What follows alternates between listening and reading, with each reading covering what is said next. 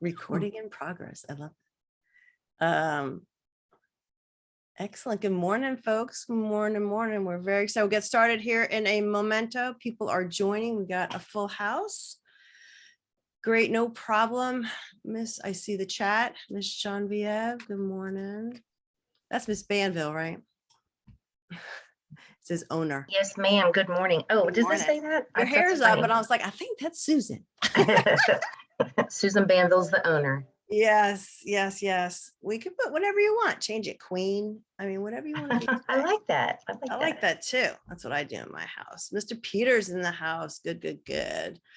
All right, guys, we'll get started here in a minute. I'm only going to do a quick couple of intros, and then we will get started because you are certainly not here to listen to me. Well, maybe you guys are. So we had a few people at Net Night. It was a full house. Mr. Peter, good morning. How are you? Hey, Angela. Good morning. How are you? I'm well. Thanks for joining us. Sure. Love it. We are excited. Yeah, we have like I said, a whole bunch of people joining, but we'll get started. I know some people register. Anytime you register, you get the recording. So I know some people that can't be here today, but that's okay. We will get started in a moment here. So James, test your speaker. You all working? Hello. All right, let's move this along. This daily. Oh, he thinks he's in charge. He joins us one time, and there you go. All right, guys. Let me just make sure. Can you guys see my screen? Yes. Yay. JP's in the house. Yay. Yay, JP's in the Mr. house. Parker. Good to see everybody. All right, yeah, we Good will. morning. Good morning. Good morning. Morning, brother. Right. Let us get the party started, as we say. 8:33. Those who are late will catch up, and I will just go through a few introductions. So, good morning, everyone. Angela Inzarello. James and I have actually been members of the Chamber going into our 13th year. And I think in the second year of our membership, we helped start this education committee. So we're really excited to be in our 11th year with business education. So a little bit about who we are. So I am the chairman of the board for the Inkspire Foundation. So if you were not aware, the Chamber has a 501c3 Inkspire Education Foundation, and under that we have our board that is responsible for what we different programming that we run through on an annual basis, as well as our business education series, which are these webinars that we do once a month, and we typically pick a theme for each quarter. And in that quarter, we will have a couple of speakers, and then we try to put together a panel to have a broader insight into that particular topic and theme. So either the second or fourth Wednesday of the month, we will be here doing a business education recording, as well as Q&A with our speaker. And I just want to announce that the Inkspire board is also going to be doing our BizMaker grant program for 2022-2023. So our winners last year were winners of $15, $10, and $5,000. So we will be putting those applications out. So we'll be continually sharing this information. But if you know a small business that is growing, and we'll figure out kind of what the theme is going to be. Last year it was innovation and technology. So we will be making an announcement on that. But inkspire.net if you're looking to learn more. So that is kind of where we fall. We will take a second here to thank our fabulous sponsors for the education series, Miller Musbar CPAs, Mr. Joey, and then our Fairfax County friends from the Economic Development Authority. If you haven't checked out their talent initiative for folks that are looking for work, check out their work in northernvirginia.com. The website is there on the page, but it's a really amazing resource for organizations in the area. There's over 150,000 jobs available in the area, and specifically in our Reston, it's over 50,000. So if you know someone looking for work, that's a great resource. So thank you to our sponsors. I know they're not here, but I just want to make sure they're appreciated. You know, when I was putting the calendar together, I was like, wow, the Chamber's got a lot going on. See, it's the summer, the time for growing our business, as well as activities at the Chamber. So if you haven't been, this year is the third annual Story Slam that our friends in the Resourceful Women's Council put together. That's on August 9th. I believe that there's still an opportunity. It's, by the way, it's not just for women, but there's an opportunity to tell your story. And men certainly can raise their hand and participate. So I don't know if you're interested, let me know. I think they're probably still taking storytellers, but check it out. August 9th, always a fun time. And then the same evening, a little bit earlier, the emerging professionals are doing a cocktail and connections. They recently changed their name from young professionals to emerging professionals. All ages are welcome. So they're doing a little cocktail hour that same evening. And the chamber is doing their annual Reston Chamber Cup at Reston National this year at the end of, oh, I think I have the wrong date. Sugar, Carrie, I have to go correct that. I think I have the wrong date on that. But they're doing lessons, golf etiquette lessons. Yeah, September 23rd is the golf tournament. Okay, thank you. Yeah, sorry about that. I just cut and paste, so that's my fault. So thank you. So golf lessons and etiquette on the 18th and the 8th. What a great thing to do. So check out the website for more information. And then our always popular, usually we have like 200 people at this, but the August network night is in a joint with the Dulles Chamber of Commerce. And it's going to be hosted and sponsored by Hunter's Wood at Trails Edge. We did this last year, I believe, as well. Great location, great event, great networking opportunities. And our fabulous GovCon series, I know Dan is on. These guys do great with education. They've got a series that they do. And this particular August 30th is the Getting the Best Deal, the ins and outs in M&A, mergers and acquisitions. So check them out if you want to learn more. Reston Chamber Cup again. And then network for September, network night is our health and wellness fair. So a health and wellness committee every year sponsors an event, and it's a fair at the YMCA. So we usually have about 25 or 30 tables. Something you're interested in, check out the website and reach out to their committee chair and or the chamber to find out, learn more. It's usually really inexpensive. It's like usually 250 or $300 to have a table for the evening. And we get a really, really good turnout. Another thing I like to promote is there's so many opportunities to network and get engaged and involved at the chamber. So we have many different committee and council and lead share meetings. So if you want to learn a little bit more, just check the chamber calendar, as well as your emails that we get on a weekly basis. And if you're not getting those, let us know, because we want to make sure that you're on the list. Okay, I've rambled on enough. Here we are. If you've got a second and want to put your name in the chat, we love to network. So feel free to put your company information and a little tweet about what you do in the chat. And we will be using Q&A throughout. I will interrupt James as much as possible to annoy him. No, I'm just kidding. Put questions in the chat if you're not clear on anything, but we'll have appropriate times to answer questions along the way. And we're also going to put a survey link in a little bit later in the chat so that you can give us some feedback on the programming that we have. All right, so James, I'm going to stop sharing. You can share yours, and then I will also put a link to the worksheets. Let me just close. Excellent. Thank you. We have some worksheets that we're going to share. The goal really is for you to take notes. So have a little scratch pad, and then, you can kind of fill in the little squares as James goes through it. Yeah. I mean, if you can print the worksheets right there, that's great. If not, just scratch them out. And there's also opportunities to take screenshots, right? If you want to take a screenshot of some of the stuff that's up, feel free. Screenshots are awesome. Also, here's the sheets. There's like 11 pages, but James always includes a couple of worksheets, our intro page. So there's really only 5 key pages within that worksheet. So, and there's some blank sheets for scratching out. So listen, it's all good. It's all at least you have it. Yeah. All right. So there we go. Let's get. All right.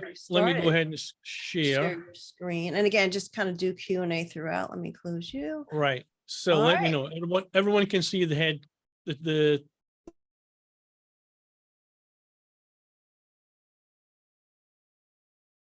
wave your hands if that's a yes. Yes. All right. They're not awake yet, James. Don't worry about it. Can everyone see the first slide? Right. Cool. Okay. Let's go. All right. Hey, listen, I'm excited to be here. Those that know Ange and I know that we love doing this stuff. So, but this one in particular,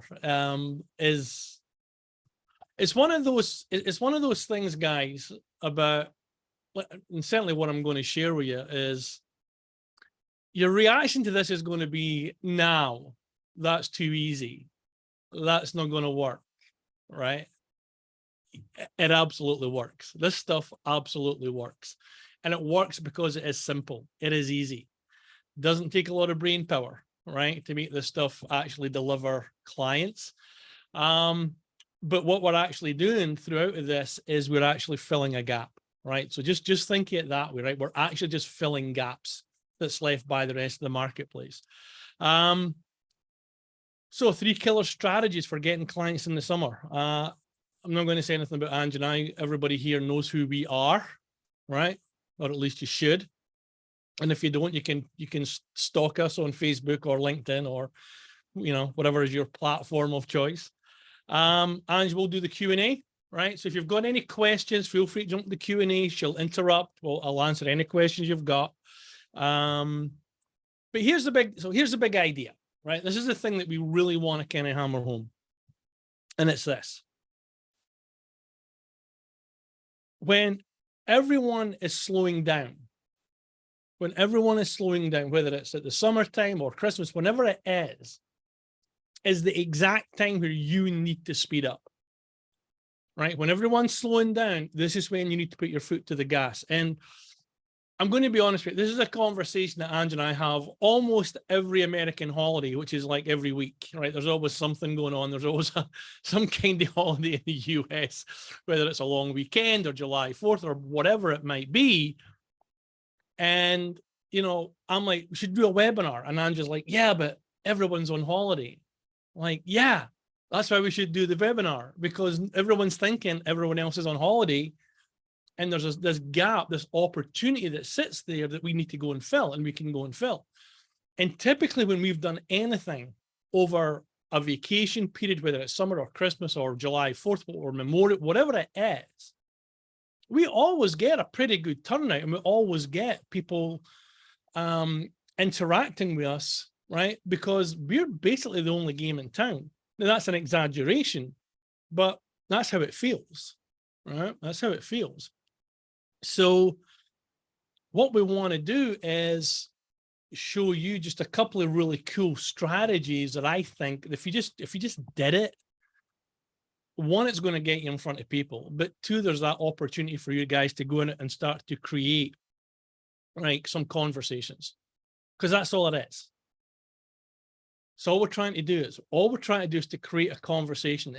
Yeah, we want to get clients, right? But we're not going to get a client unless we have a conversation. So the first step is, how do we start to create that conversation? Okay. Now, like I said, there's going to be opportunities for screenshots. This is the Loch Ness Monster, right? Who exists. I don't want to hear anything about, nah, it's just a Scottish thing to make money. I mean, it might be, but they say it exists. But so as we're going through, and by the way, this is going to get done a little bit differently to how we normally do presentations. So I'm going to do this as though you were my clients, right? So I'm going to do this teaching you the way I would teach a client on a training call, however it might be. So you're going to get a chance to take screenshots. So I'll prep you and I'll let you know when the right time is. Don't go jumping ahead, right? I'll let you know when we're ready. All right, so 3 big mistakes that we see all the time, whether you're in the business to business space or business to consumer space, right? These are like the 3 biggies, right? The first one is you call the hunt off too early when you're out there. All right, so you've done some marketing, you've done some work, and then you get it into your head that summertime's here. So you're like, you know what, things are slowing down. I'm just going to kind of back off, and you don't pursue, you don't follow up, right? This is exactly when you should be doing that, though. So calling off that hunt too early, guys, is a big no-no. We don't want to do that, right? Second thing is stop or reduce the marketing effort. No, we don't want to stop or reduce your marketing efforts. We actually want to accelerate it. We want to put our foot on, right, with this stuff. Because again, understand that what we're looking to do here is we're looking to fill that gap that's left by everybody else who's doing exactly what you were thinking about doing, which is, slow down, take some time. People don't want to read my stuff. Yeah, they do, right? They do. There are still some people out there that absolutely want to read your stuff. And then the third biggest mistake is by doing this, even if you're not getting clients during summer, the work that you do during the summer period, guys, is starting to preload your fall business. All right. It's starting to preload what's going to happen in fall. If you take the time off during summer and you slow it all down and you reduce your marketing, once summer's finished, now you're trying to get traction. Now you're out there and fall is right around the corner and everyone is doing the same thing. So we want to use this time, if we don't get clients, at least to start lining some new business up for the fall period. Does that make sense? Give me a wave to the camera if this makes sense. Just wave at the camera. All right, cool. So the problem with doing some of that stuff and making these big mistakes, right? Easy. You're going to lose money, but you're going to lose momentum. Ange and I are just massive believers that momentum and velocity in business is everything. It's everything. The faster you can do stuff, the faster you'll get a result. And even if you don't get the result that you were looking for, you're going to learn something. But if you take way too long to act on any kind of strategy, right, then it's like letting air out of a balloon, right? It just goes and it just deflates. And now it just takes so much effort to try and get that back again. So yeah, you're going to lose money, but I think more importantly is that you're going to lose that momentum. Second thing is now you're into this hold on and hope strategy, right? I'm going to hold on through the period. I'm going to hope that I can get clients when I come back. I'm going to hope that people are ready to buy something. It's not a good place to be. Right? It's not a good place to be. And now what happens is the second half of the year just gets off to a really false start. Right? I truly believe that marketing and being in front of prospects is a 24/7 endeavor, 365 days a year. It just is. All right. We don't want to get the train derailed. We want to keep it on the tracks. And when the time is right, we want to accelerate as fast as we possibly can, whilst everyone else is lagging behind. So here's the thing. What do you do if you need to get clients now? And I'm talking clients the next 2 weeks, 3 weeks. I'm not talking about 3 months. There's a whole different strategies, right, for doing that mid to longer term strategies for getting clients. So there's 3 simple strategies that we're going to walk you through, right? And like I'm trying to preempt this. I want to be really positive about this whole thing, but I swear to God, you're going to go, really, that's it. But the simple things work. The simple things work. If you've ever been in our world for any length of time, one of the big things that Ange and I will always say, keep it simple, right? We want to be able to do the things we know that we can do. There are advanced strategies for getting clients now, and I'll show you some of that stuff in a minute. But if you're in the business where you need to try and figure out or create those conversations or book those clients in a kind of more compressed time frame, there really is some simple stuff you can do. We just don't think about it. So there's going to be one of these things is going to be strategic and 2 are going to be tactical. Right? So 1 strategic, 2 tactical. Now, here's the thing about what we're going to show you. We're choosing effectiveness over efficiency, right? None of this requires high levels of automation or complex funnels or any of that stuff, right? It really is kind of nose to the grindstone. This is pretty manual, but it just works, right? It just absolutely works. Let me stop. Any questions so far, guys? Any questions or any comments? Anyone, No? anyone? one comment I was talking to somebody about was just the fact that there are still getting people, James, that are saying, hey, I'll talk to you in the fall, right? So we may be Of gung course. ho. Right.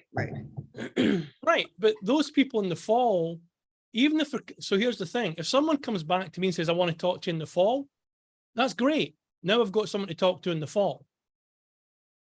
But if I'm not doing anything, if I'm sitting back, then that conversation is still never going to happen.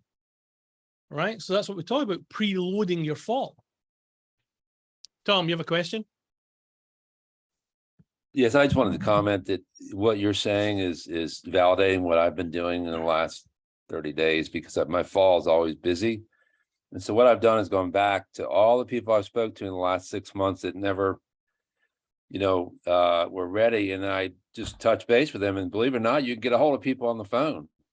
Yeah. Even though we have, voicemail hell and nobody's around and people are working from home.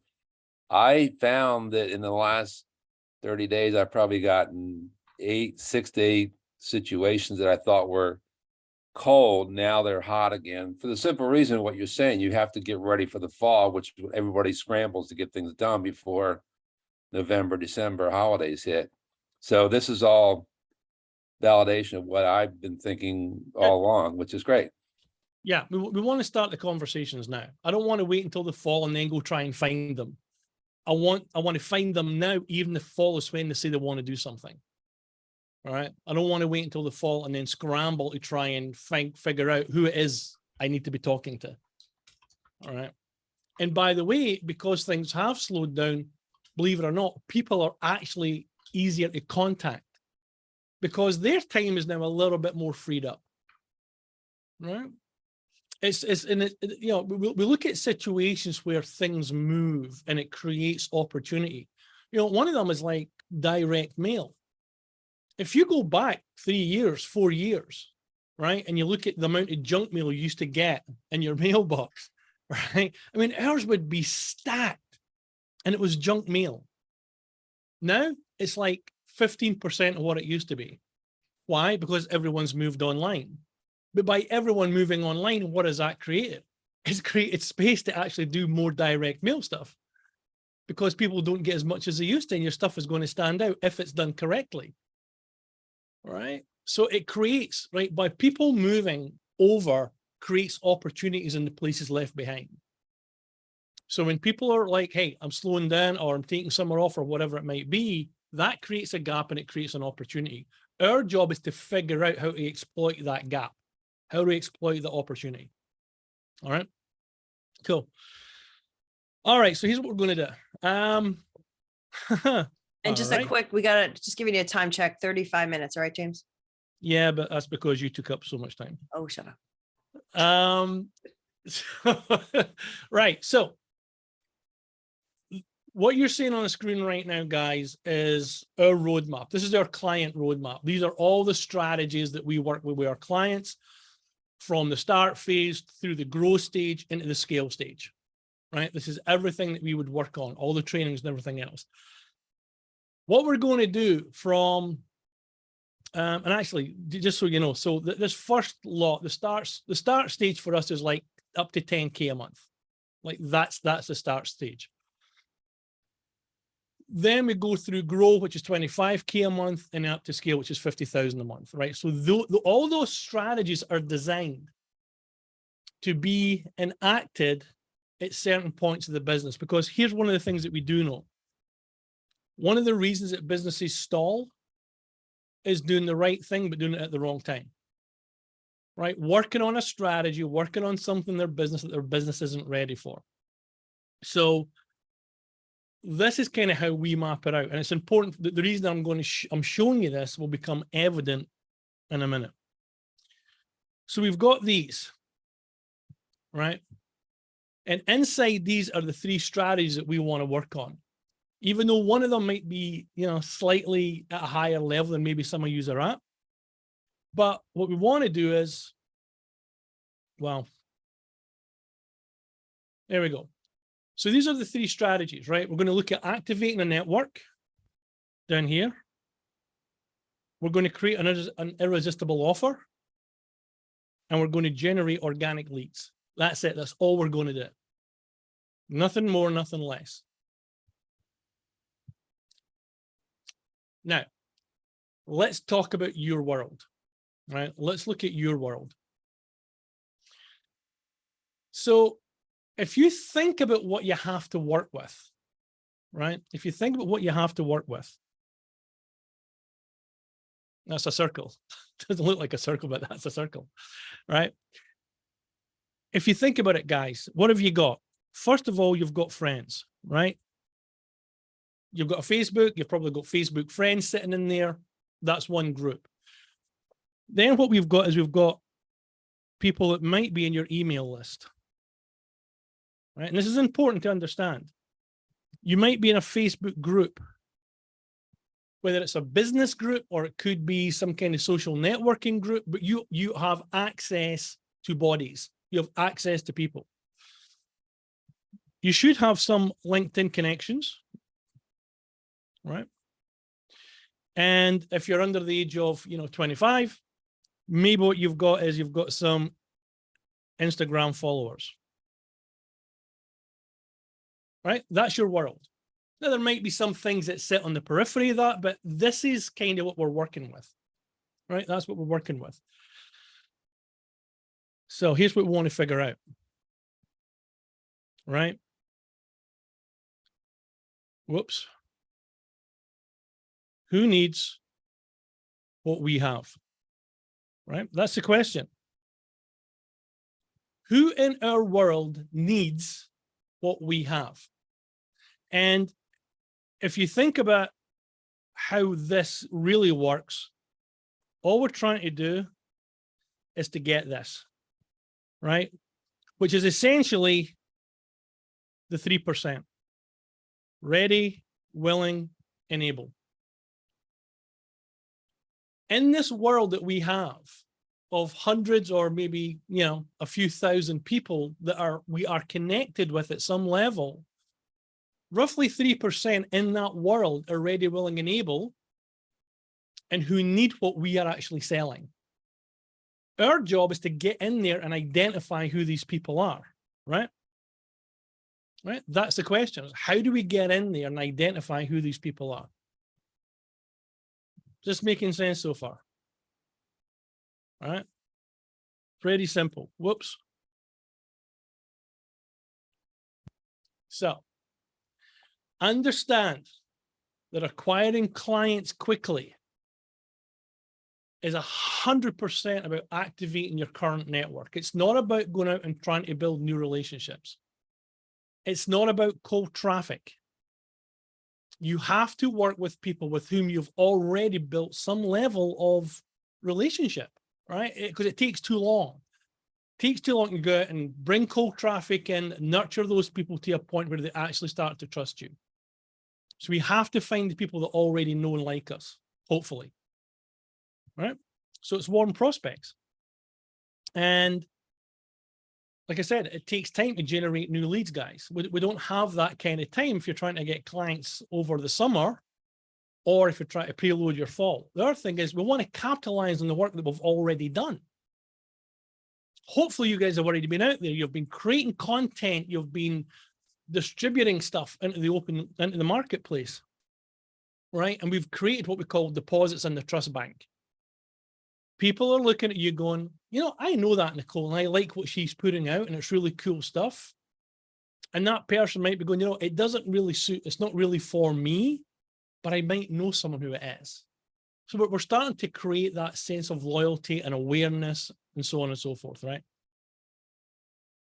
So one of the things about doing all of this, like I said, some of this is just quick, it's dirty, and it's simple, and just like you will literally be able to leave this training and go do this like 5 minutes later.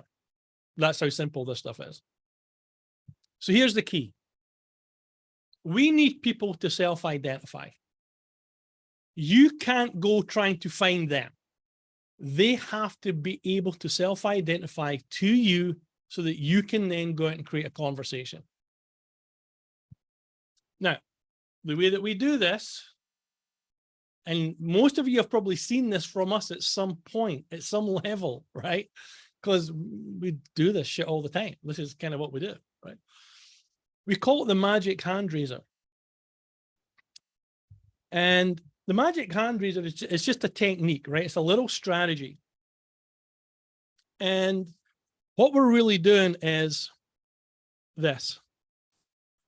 Like, so I told you, this is how we do this when we're teaching clients, working with clients. This is what we do, guys. We draw, right? So but what we're trying to do is this. Quick leads with a simple post or an email. That's it. That's it. There's nothing highly technical about this stuff, right? It's just a really simple post or a really simple email, right? That's it. Now, there's three magic tricks. Three magic tricks that we would say, this is what we think you want to look at doing. The first one is what we call a 9-word email. Whoops. And I'm going to show you how all this works in a sec. The next one is what we call a 5130 post. And then the third one is what we call a magnet hand raise. Right? That's the three. That's the three.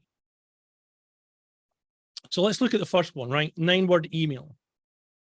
So there's a guy out in marketing, his name is Dean Jackson. Dean Jackson's a kind of a guru when it comes to online marketing and response-driven marketing. And he came up with this thing called the 9-word email. And the 9-word email, sorry, I'm laughing. The 9-word email really, so I'm going to give you examples of what we do, how we use this, by the way. You need to translate that for your business. Like, what would it look like for you? Okay. But if it was us, a 9-word email would be something as simple as, and I apologize for my writing that looks like a 4-year-old, but it could be something like, hey, we're running a workshop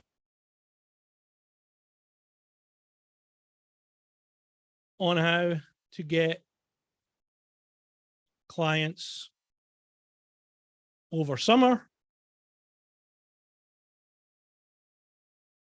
Would you like to join us? All right. Would you like to join us? And it would be like reply back, yes. Right. And we'll send you the details. That's it. That's all it is. Right. So when you think about you, right, and you're putting a 9-word email out, what is it that you would want, or what could you put out there that would get someone to reply back and say yes, so that you could start that conversation? Right? We do this all the time. We don't just do this at summer. This is actually part of our strategy. Hold on, someone's trying to get in. Boom. Right, this is actually part of our strategy that we run consistently, where we'll send something out as a 9-word email. Hey, we're doing this thing. Would you like to join us? Hit reply back and we'll send you the details. Hey, I have this thing that solves this problem. Do you want it? Reply back yes, and I'll send you the details. Right, and that goes out to our list. What that forces someone to do is to go, hey, that sounds interesting, and I'll reply back and hit yes. Guess what? Now James and Angela can start a conversation. Make sense? Give me a wave if it makes sense, right? So that's a 9-word email, really short, to the point, expecting some form of a reply. The next one, 5130 post. It's kind of similar, right? But in a 5130 post is probably more akin to those of you who might be in coaching or consulting, right? But I do believe there's ways to do this where it might actually fit multiple different business types. But if you're in the coaching consulting world, right, this is just another way to get people to raise their hands. And like for you, Nicole, like this would be something that you could easily do, right? So for us, we would send an email or we'd post it on social media somewhere that basically says, hey, right, I'm looking for 5 coaches who want to get to 6 figures in the next 60 to 90 days. If that's you, right? If that's you, reply back yes, and we'll send you the details. Right? So for you, Nicole, it might be, hey, I'm looking for, I'm looking for 5 individuals who want to deal with or who are dealing with XYZ that fits in your market and who want to get this result in this time scale. If that's you, just hit back yes, and I'll send you the details. All right? That's all it is. That little, hey, I'm looking for 5 coaches, we might get 6, 7 people reply back, oh yeah, that's me. Just from that little email or that little post. All right.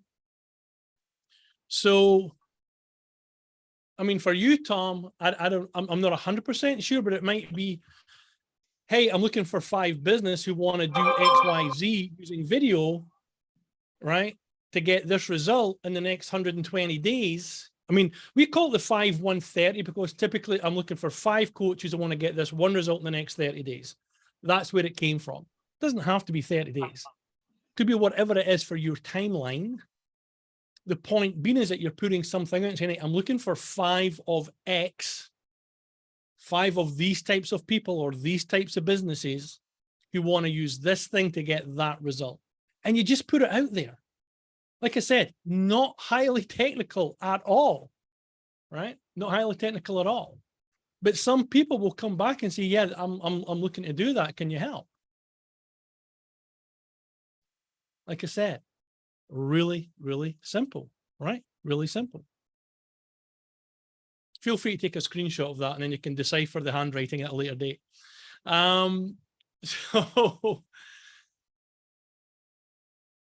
So we've got a 9-word email, we've got the 5130 post, and then, you guys good? Screenshots? So what happens after that? So the last one is what we call the magnet hand raise. And this is something that really is more social media. You got to be careful about where you do it, guys. Right? You got to be careful what you see and where you do it, because if you're in a Facebook group, right, they might kick your arse out. So just watch how you do this.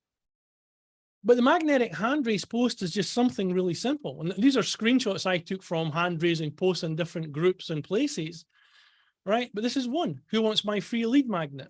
Canva template, right? This one got like 75 comments in a group. 75 people going, yeah, I would love that. That was 75 people this individual could go back and have a conversation with. Here's another one, right? My client's been in business for 4 months. Already achieving an income goal of 15K a month. Who wants the same? Right? Nicole, for you, you could post something about a client that's got a really great result in a time frame and saying, who wants the same? Who would also want to get that result? And these are just other examples, right? I mean, there's a ton of them. This one in the bottom right-hand corner is the one that Andrew and I put as actually as an email.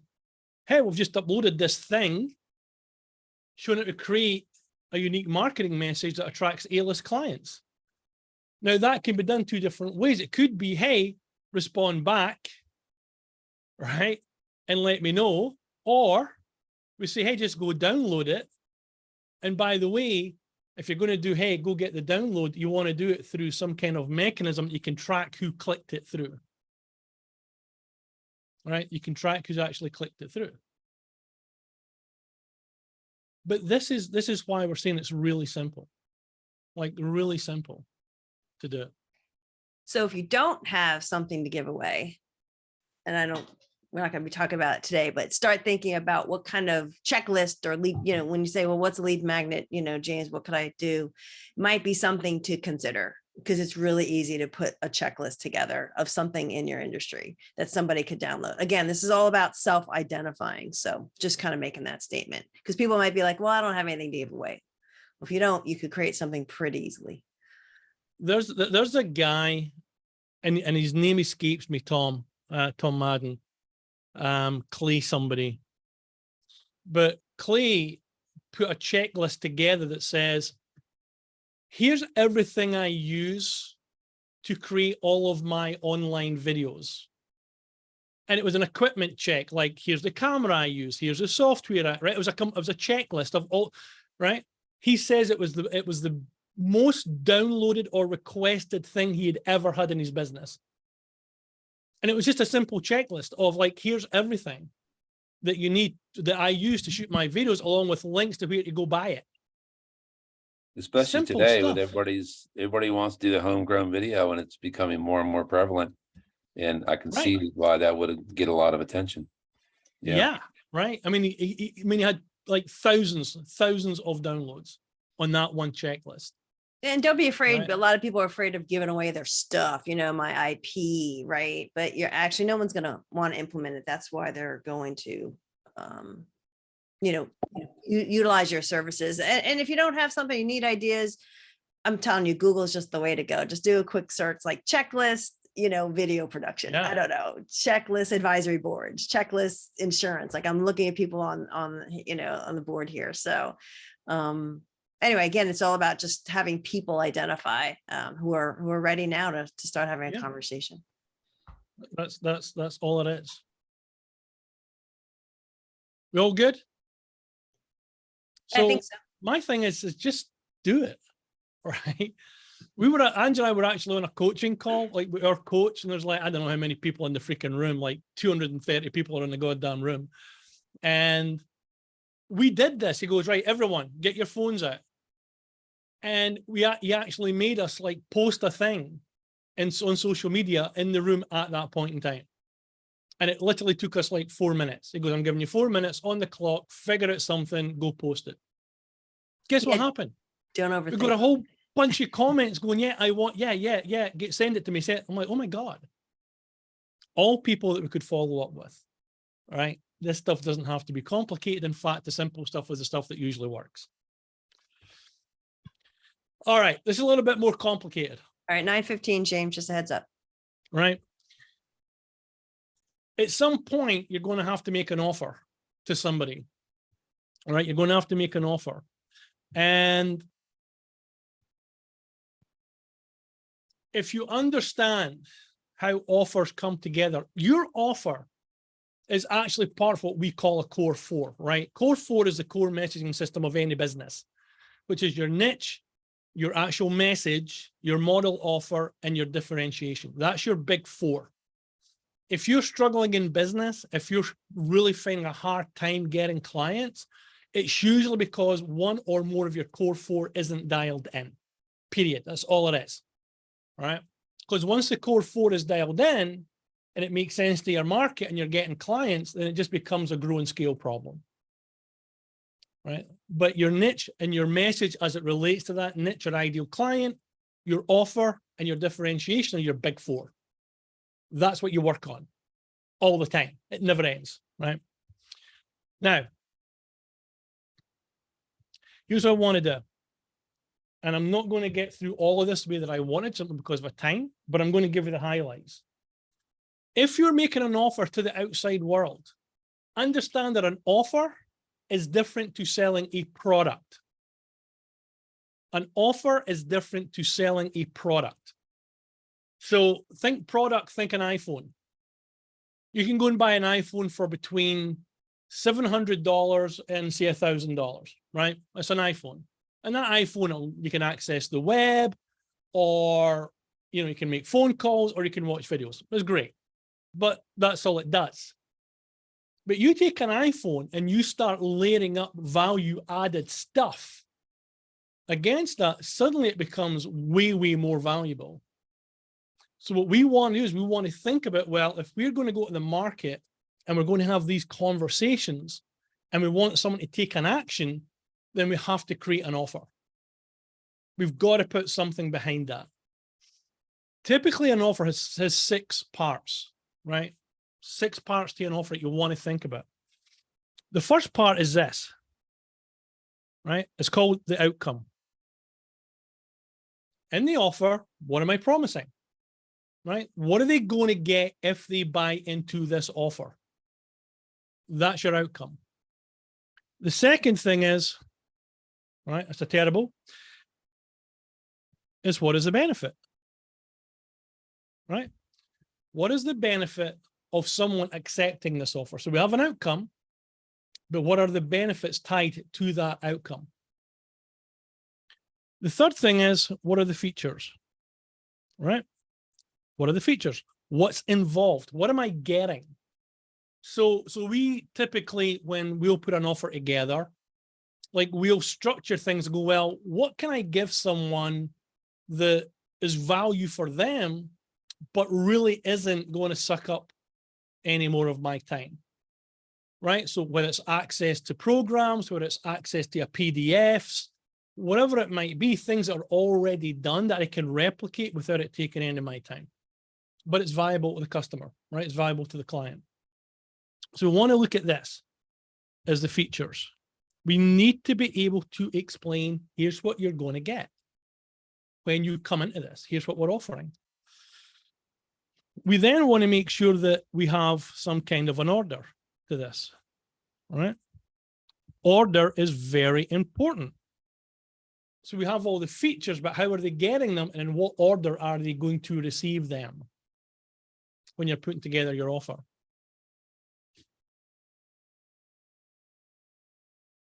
Then we have timescale.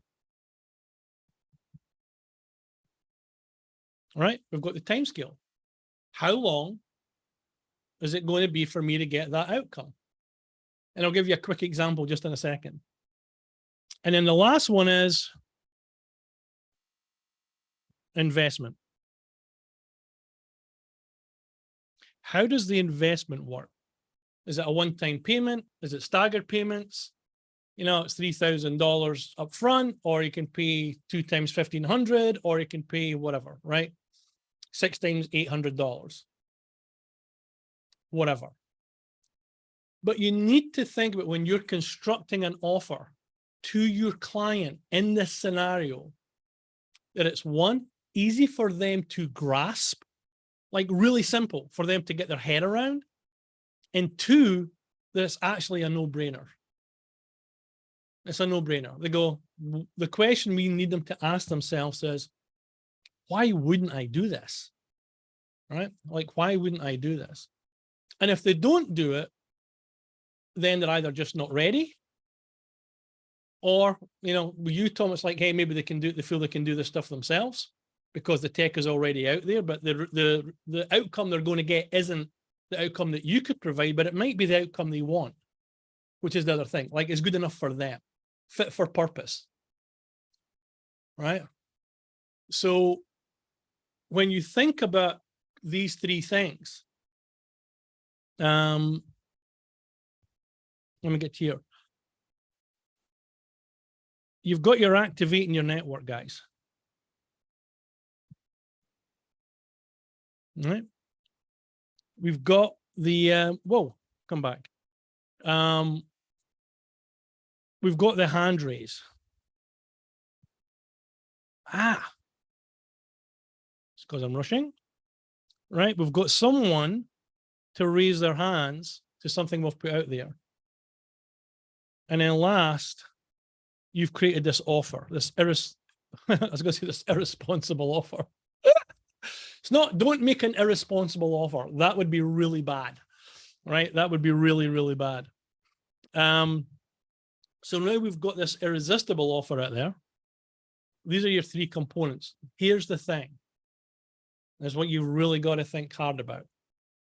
There is something that sits in here, in between the 2, right?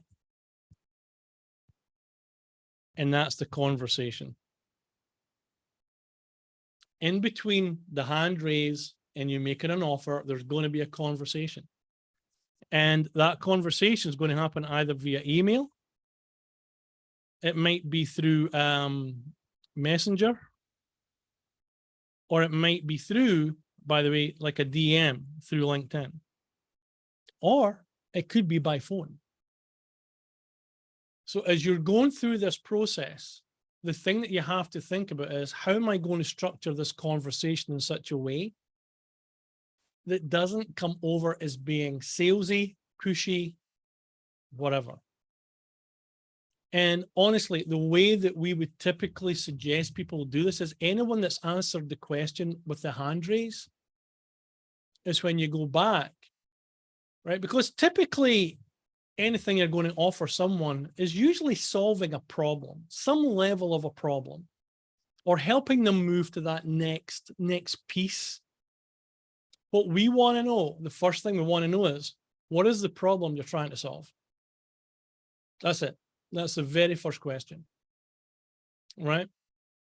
So, you know, if we put something out there and Cardell goes, wow, this is like really cool, I really like this, can I have it, please?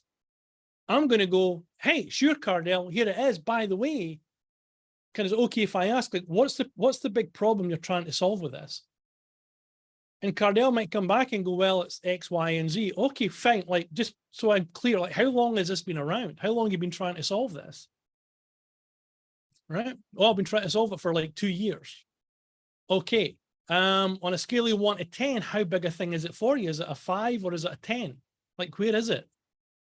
Well, that's that. Like, we're having a conversation, right? We're having a little bit of a conversation. So I want to know, what's the problem you're trying to solve? How long have you been trying to solve it? And is it right now, is it a number 2 problem, a 3 problem, a 4, or is it an 8, 9, or a 10 problem? Well, it's a 10 problem, James. Right, okay.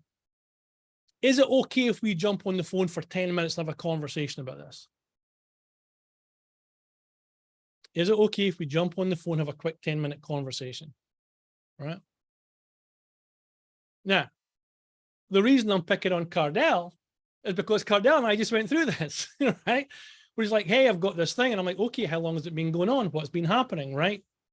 Asking a few questions, right? And just so happened we're doing the webinar. So say, hey, Cardell, jump on the webinar, right? Jump on that first, get a sense of where we're going, and you and I can have a quick conversation. It's not about selling. It's about figuring out if that person who put their hand up, one, is in a place where they can actually take the help, but 2, you understanding, is this something I can help someone with? Right? Just because they take your PDF or your checklist doesn't necessarily mean they're your ideal client. They could just be people who like to gather information. There's a lot of that around as well, right?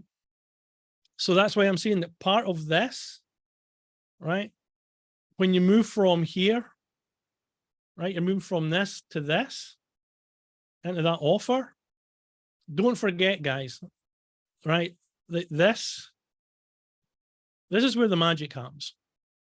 Down in the conversation piece, this is where the magic happens. And you've got to make sure that when you do this, that you do it step by step. Make sure you understand what the problem is first. And if someone comes back and says, well, I'll not really solve it, I'm not trying to solve any problem, it just looked interesting.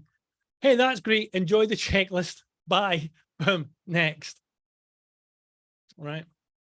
And you might have to start, I don't know, Ange, what, 25, 30 conversations maybe, right?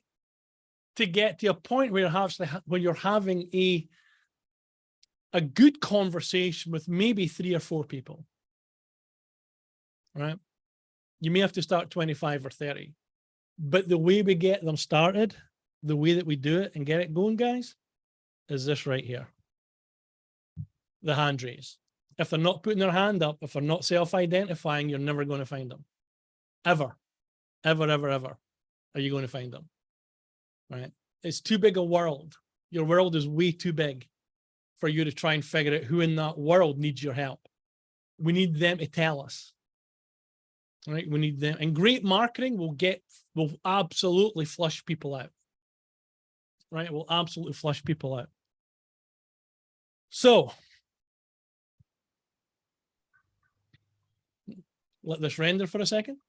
So this roadmap is how we do it, right? This is kind of how we do it.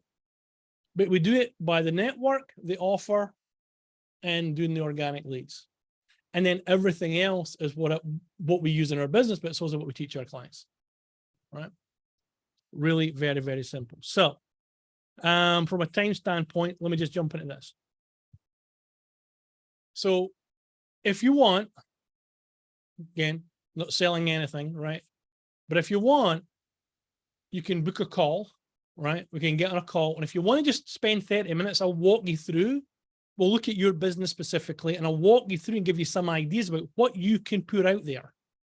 Whether it's your 9-word email, a 5130 post, or your magnetic hand raiser, whatever that looks like for you, right? We'll take a look. And what I want to do is kind of identify, I'm going to jump to the last slide here.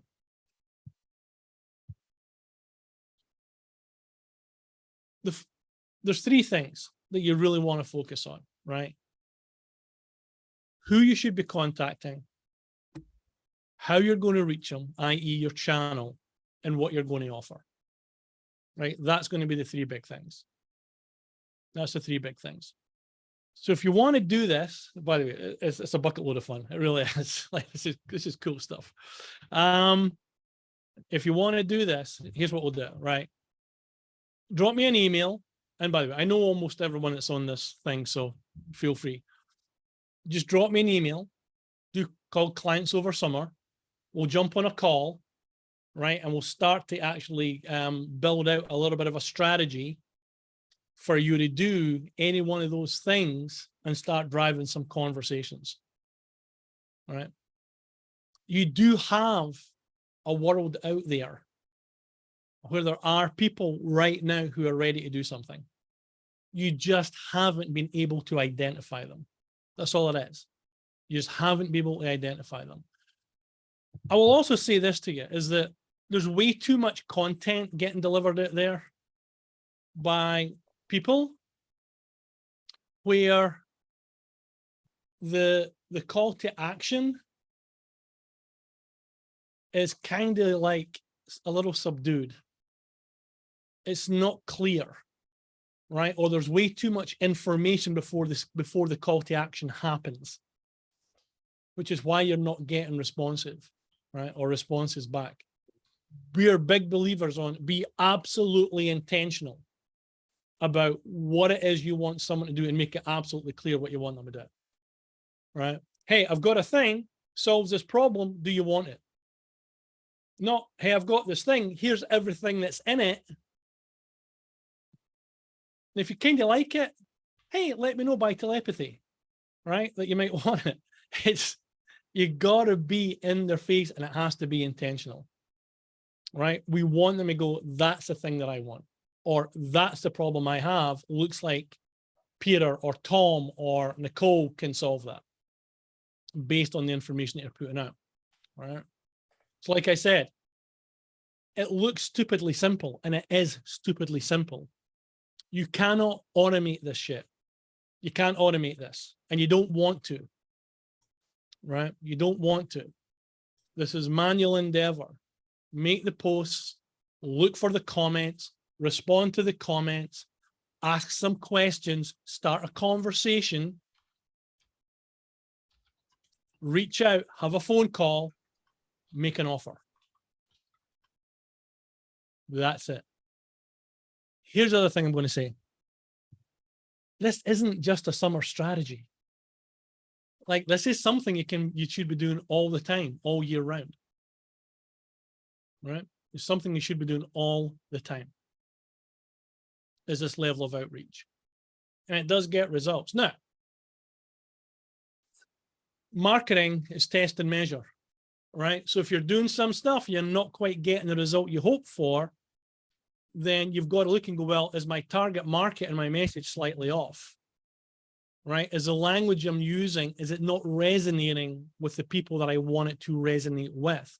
At that point, go back to your core 4, go back to your target market, your message, right? Your offer, your differentiation, and ask yourself, are all of these things in alignment? Are they dialed in? Right? Because usually when you don't get something, there's a mismatch between the people you're talking to and the language that you're using. Right? The language that you're using. So You might just be in the wrong group. Yeah, Ange. No, all great. It's exactly 9:30. I just wanted to make you aware, and just people throwing questions in. I can bend back and forth. All right, go. Who's got questions? Yeah, so if you guys got any questions, but James, thank you. Perfect timing. I just want to open the floor up for anyone who might want to unmute and ask some questions. I think this was great. Nicole, thank you for that. I mean, a lot of this is kind of obvious. Tom, you've been trying some of this stuff. So it's, you know, it is timely, but it's also I call it evergreen. You can unshare. There you go. Like James says, it's really not just for now, but now is a really kind of good time to practice. But and any specific questions while we've got you? Joseph, did Nicole answer your question? You were asking for those 3 things. Is that what you were asking? No, James had a slide up there about what to do, the next thing to do, about what he's going to do on the call. Oh, the 3 things. Gotcha. Your who? What problem are you trying to solve? How long have you been trying to solve it? Not that one, not those 2. No, the one of what you're going to do on the call. You're going to find out who's your who, what's your channel, and what's your offer. Oh, sorry, on the call with me? Yeah. Right. Yeah, we want like, who should you be contacting? How should you be doing it, which is the channel, right? And The offer. what should your offer be? Like, Okay. how should you construct your offer? Thank you. Right? Cool. And those are 3 cool things. The part that will derail most people is the conversation. Just FYI. That's why I'm saying just stick to the basics. Ask the question. What is the big problem you're trying to solve? How long have you been trying to solve it? And is that problem, like, where is it on a scale of 1 to 10? Yeah, the priority. If it's a 2 or a 3, forget it. Then move on. They're not ready now. Yeah. They're not ready. It's not If they say, well, it's an 8, 9, or it's a 10, boom, then listen, we can. So one of the things about these conversations, if you're doing it on email or messenger, or you're doing it by sliding into people's DMs, right? This isn't like 20 back and forth like, we're not doing 20. We're doing 4 or 5. And on the 5th or 6th, we're going to go, hey, listen, Joseph, sounds like this is a real problem. Are you open to just having a quick 10 or 15 minutes on the phone? And let me help. Let's figure out if this is something I can help you with. That's it. Now we're on a phone call. We're not doing, it's called the hot potato, right? You guys like pass the hot potato back and forward, right? It's a bit like that. But this doesn't go on forever, dude. This is like 5 or 6 hot potato, right? Hey, if it's a problem, let's get on a call. If it's a 2 or a 3, hey, that's fine. Hope the thing that I've given you helps, but I'm moving on. Right? I'm moving on. Got it. Thank you. And also don't consider that every conversation is a sales conversation, right? So don't go into it, oh, I hope that this becomes a sale. Go into it with an open mind and no end in mind. Really, don't be intent, you're really having exploratory conversation. So, the more conversations we have, what things kind of transpire among that. So if you ask the right questions, it will move itself towards you being able to make an offer. It just will. If you go into it with, I just need to sell something, you're going to ask the wrong questions. And what you're going to create is you're going to create resistance in the conversation, right? We don't want to create resistance. We want to move people through a process. And at the end, it says, well, listen, if this is something, would you like to get some help with this? They're going to go yes or no. Right? So, if they say no, it's like, then, okay, then go keep suffering, right? Nothing you can do, right? yeah, there's only so There's much nothing you can do. do. What I will say too, and again, thank you, as a business education for people that may have joined a little bit later. In the chat, I added a link to the worksheet. So please go make sure you download those. And if you need any help, but also the survey, Carrie put that, if you wouldn't mind just clicking the link and just having that in your browser and just filling, it takes a minute, just fill that out. We, again, always like feedback on our programming. Thanks, Carrie, for adding that. And I mentioned all the upcoming events, so check the chamber calendars. But again, this is kind of open time that we leave. If anyone's got any questions or comments. Was it valuable for most? Was it good getting the, okay, yay, thank you.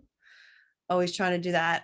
What we're now, our next BES for our marketing theme this quarter, we're going to have, we're going to be talking more about some execution and utilizing Google and having KME come in and talk about actual strategies that you can implement. So hopefully we're trying to give you some of the strategies for growing your business. And then we're going to try to now use some of the tools out there, free tools for small business owners, and educate you guys a little bit more on that. So we're putting that together too.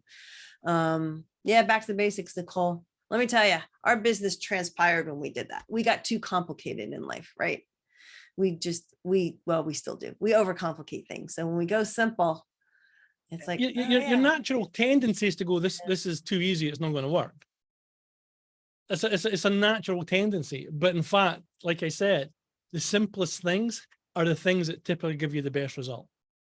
Don't overthink it. Don't overcomplicate it, right? But you do but you do want to think it through. What am I going to put out there? What's the value of the thing I'm offering?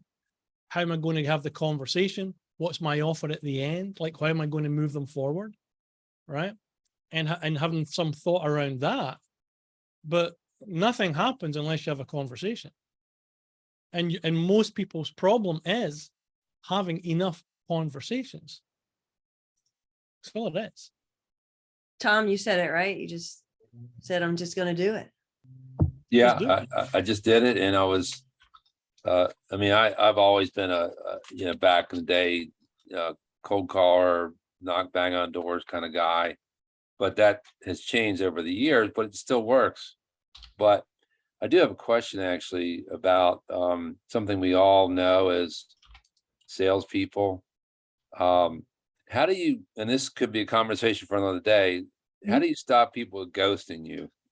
I know it's easy to say and easy to ask, but the biggest problem I think we all have is, they don't, like one client didn't get back to me. So I sent him an email. I said, look, I know that you're going to make a decision by a certain date and I haven't heard back. So I'm assuming that one of three things, either you change your mind, you've used somebody else, or you're still trying to figure it out. And she said, oh, I apologize for not getting back to you. Yeah, your proposal was great. But we were not ready. We haven't made our decision yet. We're still, we're pushing that out a little forward. But, so at least give me some response is all I'm asking for when I give a proposal. Yeah, I guess the other way you get around it is to make sure that before you give them the proposal, that you go online with them and walk through the proposal. But that's easier said than done. That's not always what the client wants. So I know I just had a lot of stuff, but I saw some head shaking. So, right. So here's the a lot of stuff. Right. The simplest things are the easiest, right? And Nicole, you and I had this conversation like last year when you put a proposal and you got ghosted and you were like, I don't know what to do. I'm like, okay, is it possible? Is it possible that this person's getting 150 emails a day and they just never saw it? Is it possible that email went into junk and they never saw it? Right? Well, yeah, of course it is. All right, here's what you do. You pick up the phone. I hate to say it, but it's that simple. It's like, hey, listen, I sent you this. I sent you an email and then I did a follow-up, but I didn't hear. And if it's a voicemail, it's a voicemail. I didn't hear anything. I just, at this point, I just want to make sure you got it. That's the first thing. Second thing, have you had a chance to actually look at it? Could you just give me a call back and let me know? The unfortunate thing, Tom, is you can't, in reality, do anything really about people ghosting you. What you can do is make them feel bad for doing it. And that's what I did. Actually, I kind of sent him an email, said, listen, I'm an association supplier and we all work hard to give you information that you asked for. And all I'm asking for is the common courtesy to say you got it. B, and actually I do use a software that I know exactly when they open it because it's a link. I know how long they looked at it, how many times they look. So I have some analytics to know what they're doing. So if they're looking at it a lot, that's a good sign. But sometimes I'll still get a lot of looks and no calls, no, responses, No, whatever. It goes anything that you're sending via email to anyone has the possibility of never being seen. but at least I it know in just my does. case, yeah, with my software. Right. If it shows that it's been I opened, know they opened it. right? So that's Yeah. fine. If you're using some kind of marketing system and you can see that it's been opened, Yeah, and you go, well, okay, well, at least it opened it. But I also open emails and go, oh yeah, I'll come back to that later. I'll come back, right? But I don't read it. Everyone knows for the most part that we're using software that tracks open and click-throughs.